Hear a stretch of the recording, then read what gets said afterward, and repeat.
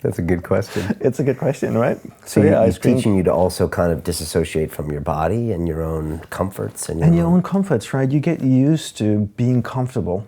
And that's the problem, right? You know, you stay in an apartment for long enough, you stay in a city for long enough, you're comfortable, you know where to go buy your milk, your bread, you know your surroundings, you get comfortable, you get used to it. And you know, one of the biggest teachings he taught me is about awareness in the mind. You're not the mind, rather you're pure awareness traveling through different areas of the mind. And your goal is to take your awareness from your conscious mind, move it through the conscious mind, through the subconscious, into the superconscious areas of the mind, which is the most refined areas of your mind to experience deeper inner states and ultimately self-realization, God realization.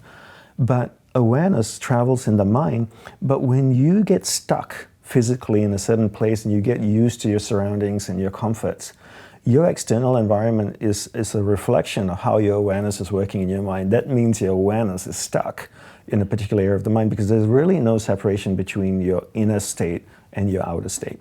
And what he was teaching me is that by moving me around, making sure I never got comfortable long enough one place to stay attached, he was teaching me that to not allow my awareness to get stuck in a particular area of mind and in a particular area of the mind and stay in a rut. And that I could actually break my awareness free from a particular area of the mind, really grab hold of it and take it deep within myself and experience deeper states of mind and the superconscious and ultimately self-realization. Which is what we're all looking for, right? I don't know if it's everyone is looking for it, you know, because I think people aren't aware what it is. They haven't defined it for themselves. But I think ultimately people are looking to have a better life and a better experience. And I doubt there are people out there that just want to be miserable. People want to be comfortable, they want to be happy, they want to be joyous.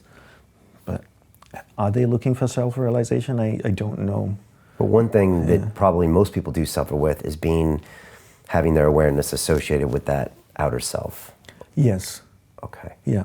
And, you know, social media encourages that, right? I mean, if you go on most people's timelines, a lot of people's timeline, it's amazing. You can scroll through and it's just there's 1,000 posts and it's 999 pictures of themselves, selfies.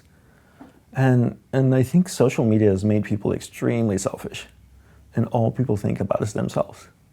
You know, here's what I'm doing, look at me here, look at me there.